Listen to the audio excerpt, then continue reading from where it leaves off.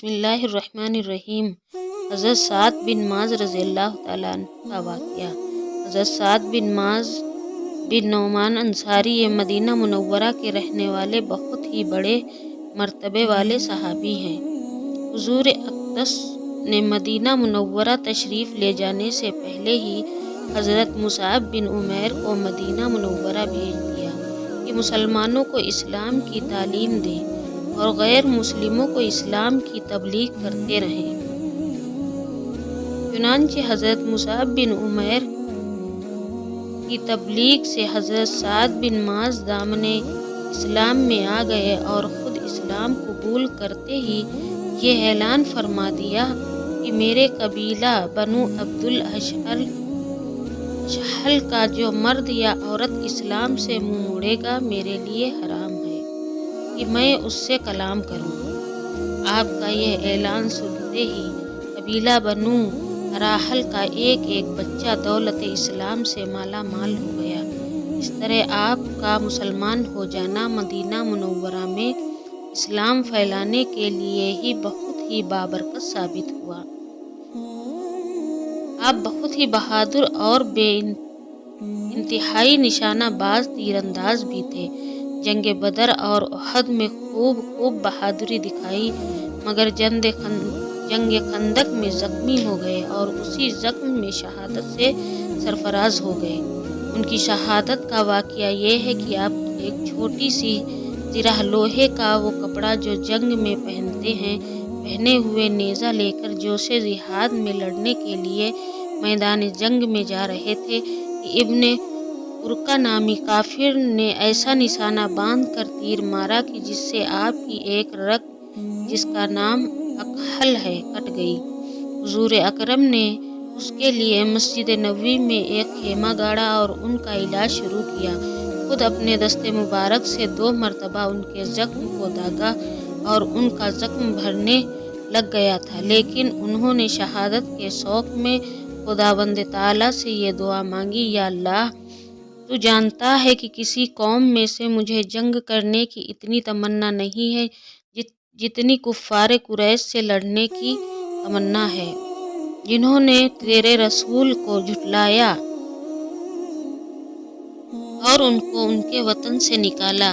اے اللہ، میرا تو یہی خیال ہے کہ اب تو نے ہمارے اور کفار قریش کے بیچ جنگ کا خاتمہ کر دیا ہے، لیکن اگر ابھی کفار قریش سے کوئی جنگ باقی رہ گئی ہو تو مجھے زندہ رکھنا تاکہ میں تیری راہ میں ان کافروں سے جنگ کروں۔ اگر اب ان لوگوں سے کوئی جنگ باقی نہ رہ گئی ہو تو میرے اس زخم کو پھاڑ دے اور اس زخم میں تو مجھے شہادت عطا فرما دے۔ خدا کی شان کہ آپ کی یہ دعا ختم ہوتے ہی بالکل اچانک آپ کا زخم پھٹ گیا اور خون بہہ کر مسجد نبوی میں بنی غفار کے خیمے کے اندر پہنچ گیا۔ ان لوگوں نے چونک کر کہا کہ اے نیما والوں، یہ کیسا خون ہے جو تمہاری طرف سے بہہ کر ہماری طرف آ رہا ہے؟ جب لوگوں نے دیکھا تو حضرت اسد بن معاذ رضی اللہ تعالیٰ عنہ کے زخم سے خون جاری تھا، اسی زخم میں ان کی شہادت ہو گئی۔ وفات کے وقت ان کے سرہانے حضور انور تشریف فرما ہیں۔ جان نکلنے کا وقت کے عالم میں انہوں نے آخری بار جمال نبوت کا دیدار کیا اور کہا، السلام علیکم یا رسول اللہ۔ پھر بلند آواز سے کہا، یا رسول اللہ، میں گواہی دیتا ہوں کہ آپ اللہ کے رسول ہیں اور آپ نے تبلیغ رسالت کا حق ادا کر دیا۔ آپ کا سال وصال 6 ہجری ہے۔ بوقت وصال آپ کی عمر 37 برس کی تھی۔ جنت البقیع میں مدفون ہیں۔ جب حضور اکرم صلی اللہ علیہ وسلم ان کو دفنا کر واپس آ رہے تھے تو شدت غم سے آپ کے آنسو کے قطرات آپ کی داڑھی مبارک پر گر رہے تھے۔ کرامات حضرت سعد بن معاذ جنازہ میں 70,000 فرشتے۔ حضرت عبداللہ بن عمر بیان کرتے ہیں کہ رسول اللہ صلی اللہ علیہ وسلم نے فرمایا کہ سعد بن معاذ کی موت سے عرش الہی ہل گیا اور 70,000 فرشتے ان کے جنازے میں شریک ہوئے۔ مٹی مشک بن گئی۔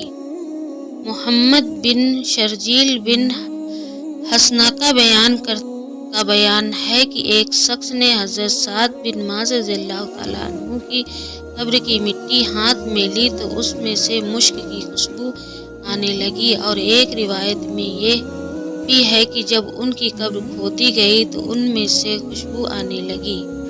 جب حضور اقدس صلی اللہ علیہ وسلم سے ان کا ذکر کیا گیا تو آپ نے سبحان اللہ فرمایا، اور خوشی کے آثار آپ کے رخسار انور پر ظاہر ہو گئے۔